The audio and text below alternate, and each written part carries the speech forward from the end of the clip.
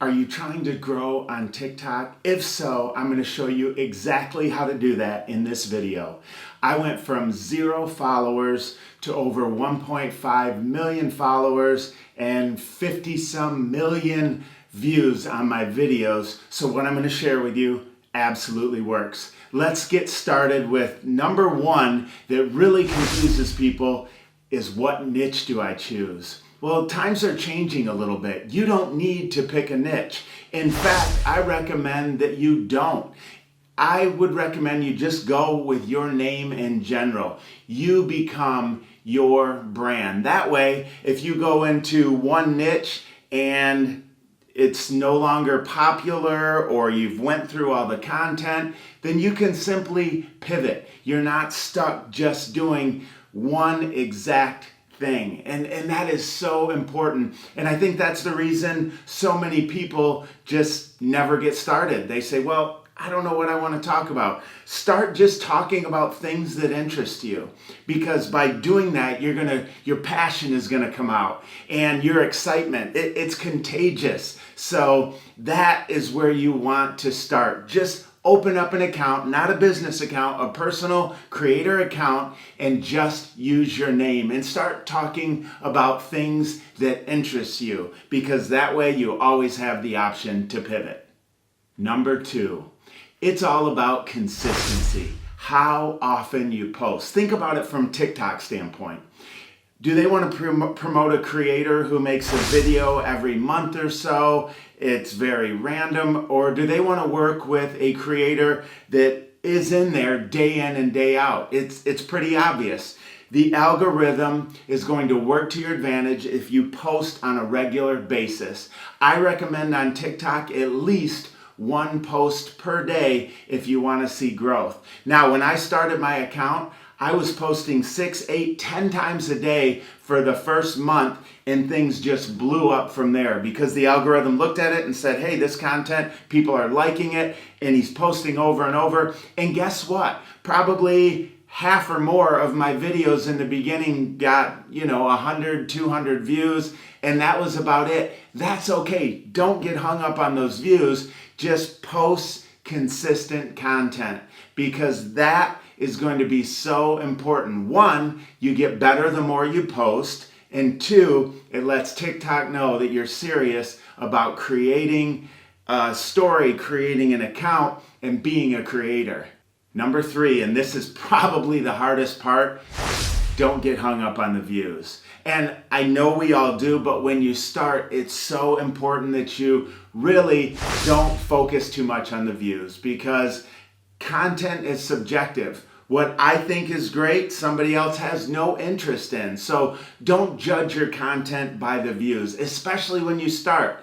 TikTok's going to show it to a few people, and it may get traction and it may not. You may do a similar video a month or two later and it blows up and you think, well, wait a minute, I did the same thing.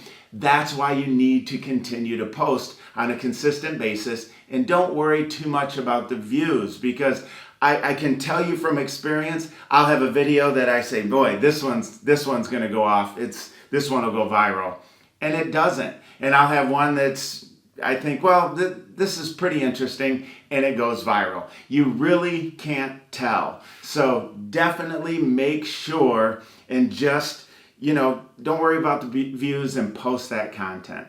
Number four, and this is so critical, engagement. When people comment on your video, respond to the comment. I'm shocked by how creators are spending all this time making these videos and posting this content, and then there'll be 20 comments and not a single reply. If you do that to somebody on text over and over, they're like, hey, I don't want to be friends with this person. They never respond to me anyway. So if you want to be a creator, respond to the comments. And what you're going to find is that's what builds relationships. And not just builds relationships, it lets people know that you actually care. And on top of that, you're going to gain more knowledge on the content. For instance, I posted a video on security on an iPhone, and I had a lot of questions, and I was able to make 3 or 4 additional videos just based on those questions. And I said to the person, hey, I'm going to make a video to show you exactly how to do what you're asking me to do. Once again, that builds relationships. It's that engagement. You know how you build a following? One follower at a time. So focus on that. Give everything you have to your content and then engage with the people who are willing to engage and watch your content. Thank them for taking the time to watch your video. Hey, if you like this video so far, I would love it if you hit that thumbs up and subscribe for more just like it. Next, I want to talk about hashtags. Hashtags are important, and they're getting more important with TikTok as it becomes a search engine. And what you're going to find with hashtags, if you go for hashtag FYP for the For You page, chances are it's not going to go anywhere.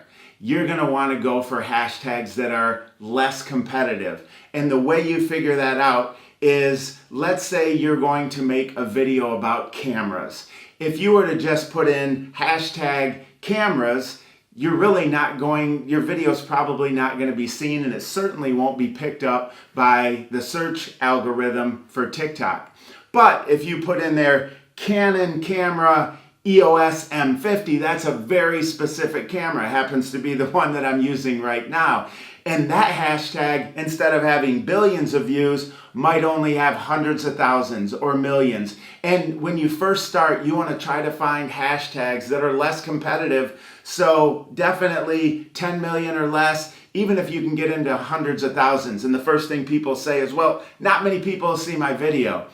But the right people will see your video. And since it's a less competitive hashtag, when people do a search for a Canon EOS M50 camera, wow, my video is going to come up because it's far less competitive than Canon cameras, right? So use what are called long tail hashtags.